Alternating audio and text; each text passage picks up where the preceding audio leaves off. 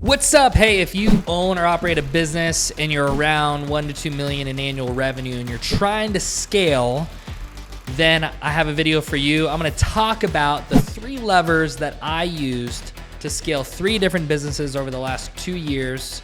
We're going to get into it right now. And actually, the 3rd lever can bypass the first 2 if you do it right.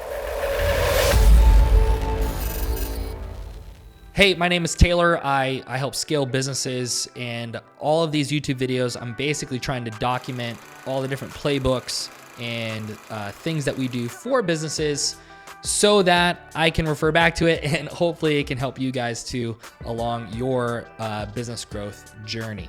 Okay, so to talk about lever number 1, that would be profit, or we'll also call it capital, right? For you to scale your business, you need more capital. Right? If you're not growing and scaling right now, it's probably because you have a profit or capital issue. So there's 2 things that you need to do. You either need to create more capital internally, which would be more profits and cash flow, or you need to go get more capital externally via venture capital, private equity, investors, a loan. Let's talk about the former. Okay, let's talk about how can you create more profit in the business right now if you're around that 1 to 2 million a year mark.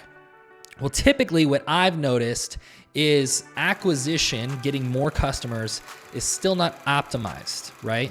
Because the profit of a business, to distill it down, is the difference between the net lifetime value of the customer compared to the cost to acquire the customer.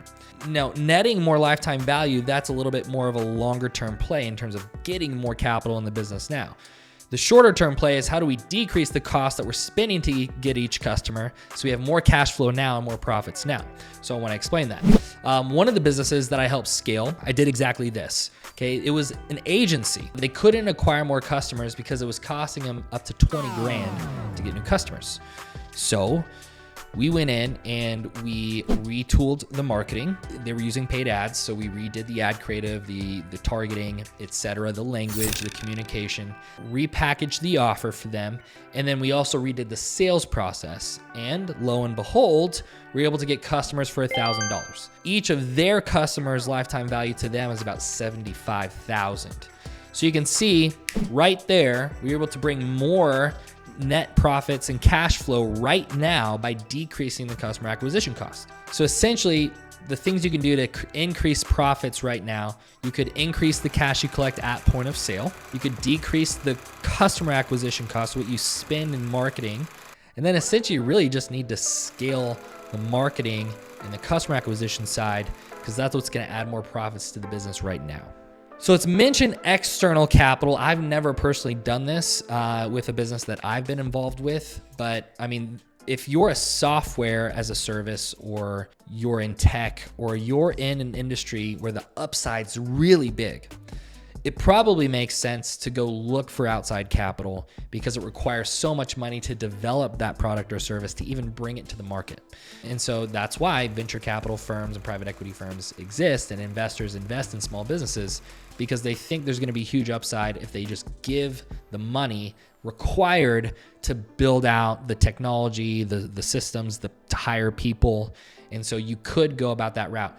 This is why companies like Uber, they ran losses for 14 years and 32 billion in accumulated losses happily.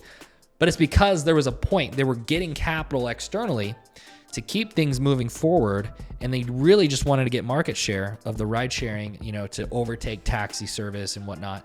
And now that they have market share, I think they just announced 9-figure earnings in the last quarter of this year. If you have that type of business model, then you can look that way, which brings us to lever 2, which is now process. Okay, so you've got profit.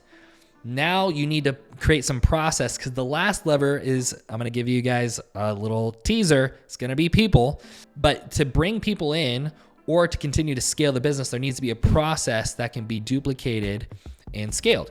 So if you guys don't document your process for everything in the business, as in, this is our marketing process, this is how we generate leads in our business, this is our sales process, this is how we make sales in our business, this is our HR process, this is how we recruit and hire talent in our business. If you don't have those documented, then how are you going to put more people in them and scale them? Because you don't even have it.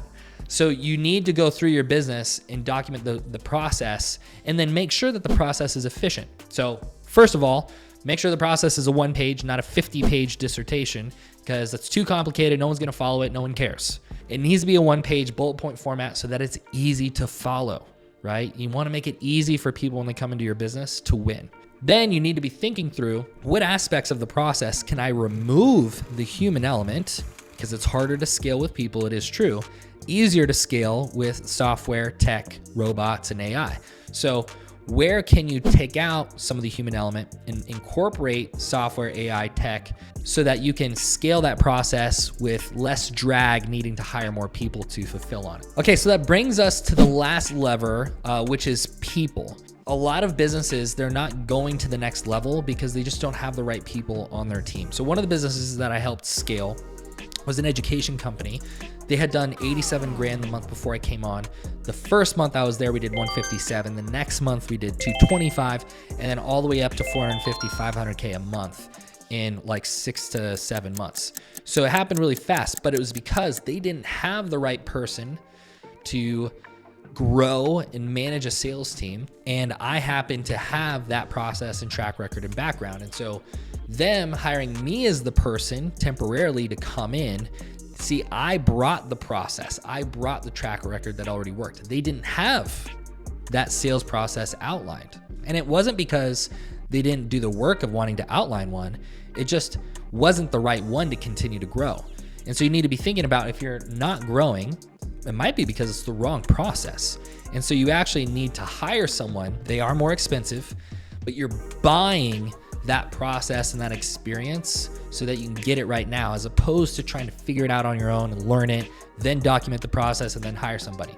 Those are the pros and cons with people. You can have your process documented, and then you can hire lower level talent, which is easier to recruit and they're cheaper, and you develop inside your business. But you have to have really good training in-house, and your process has to be good, and you have to have good management in place to teach that process well and to communicate.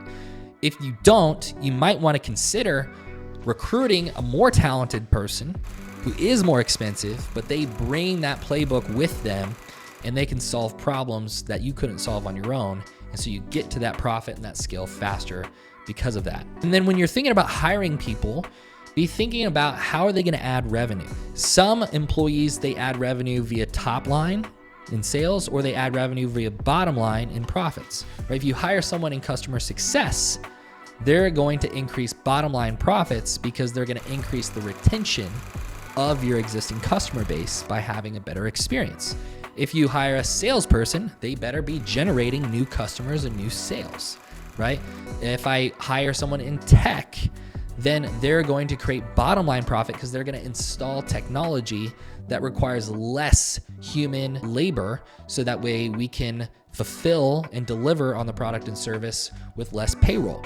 So just be thinking through, if you're going to hire somebody, how are they going to add revenue to the business? If they're not, you should not hire them, in my opinion. So if this video helped you, please share it with another business owner or someone who's looking to grow as well, to see if this can help them. I'd really appreciate it. And I might have some other videos somewhere around here that you can check out as well.